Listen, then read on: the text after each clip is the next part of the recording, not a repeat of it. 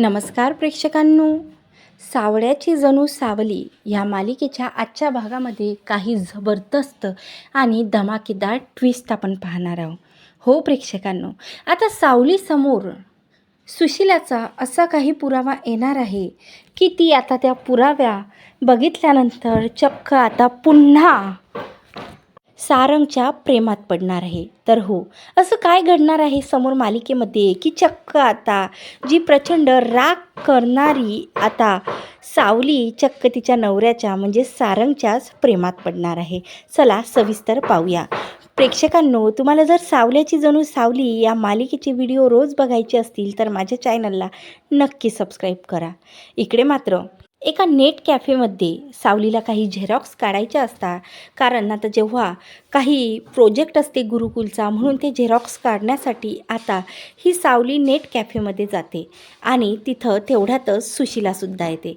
तेव्हा आता सावली बोलते की कशी आहे ओवी, ठीक तर आहे ना? तर सुशिला बोलते की हो ओवी ठीक आहे, तुम्ही कशा काय इथं? त्यावर आता लगेच इकडे सावली बोलते की मला गुरुकुलचं काही काम होतं म्हणून मी इथं झेरॉक्स काढण्यासाठी आले, आणि तुम्ही कशाला आल्या? तर त्यावरती सांगते की हो मलासुद्धा काही झेरॉक्स काढायच्या होत्या, म्हटलं चला काढून घेऊया.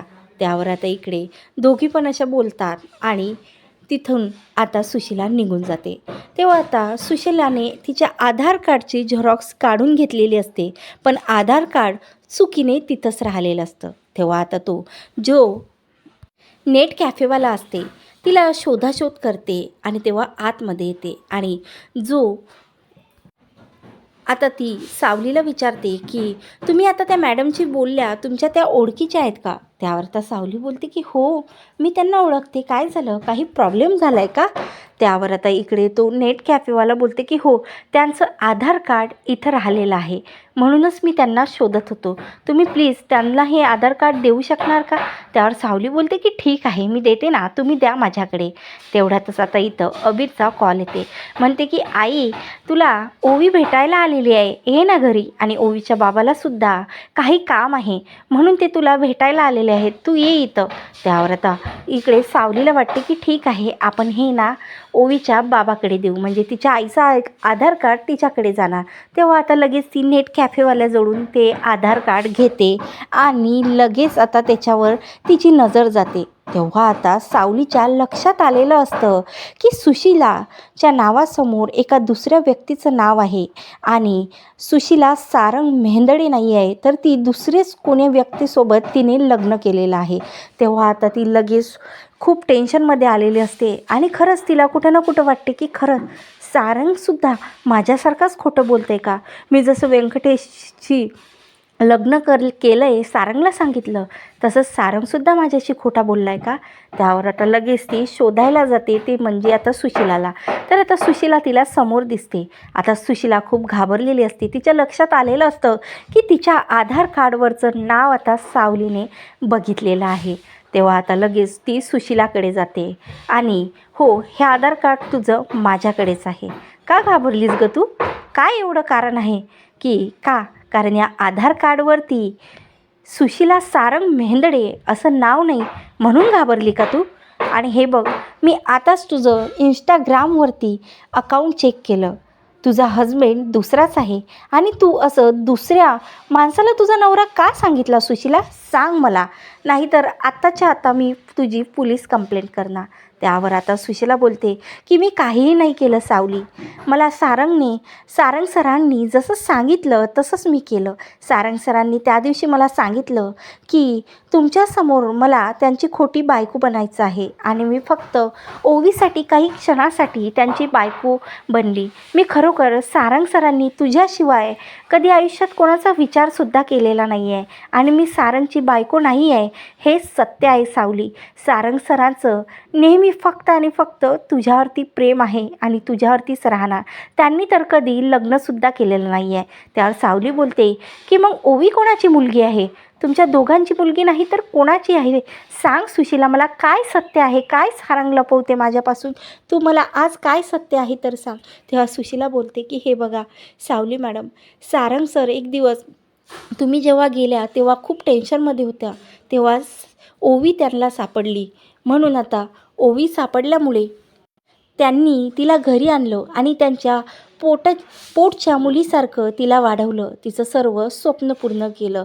तुम्ही गेल्या तशाच फक्त आणि फक्त ओवीसोबतच त्यांनी वेळ घालवलेला आहे आणि ती त्यांची मुलगी नाही आहे. हे सत्य आहे की मी सुशिला सारंग मेहेंदळे नाही आहे, तर सारंगची बायको तुम्हीच सावली मॅडम. त्यावर आता सावली सुशिला बोलते की ठीक आहे, जाऊ शकतेस तू. तेव्हा आता कुठं ना कुठं इथं सावलीच्या मनामध्ये सारंगविषयी प्रेम जागृत होते आणि तिला वाटते की खरंच सारंग कुठं ना कुठं माझ्यावरती प्रेम करते आणि मी वेळी समजले की त्याने सुशिलाशी लग्न केलं. खरंच मी सारंगविषयी एवढी मोठी मिस्टेक कशी काय माझ्या मनात असू शकते.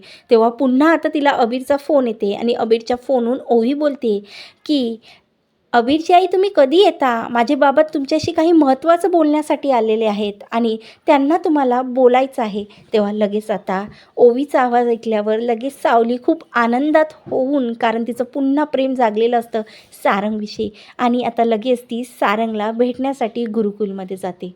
तेव्हा आता लगेच ओवी सारंगला बोलते की काय झालं? आज तुमच्या मिसेस नाही आल्या का सारंग सर?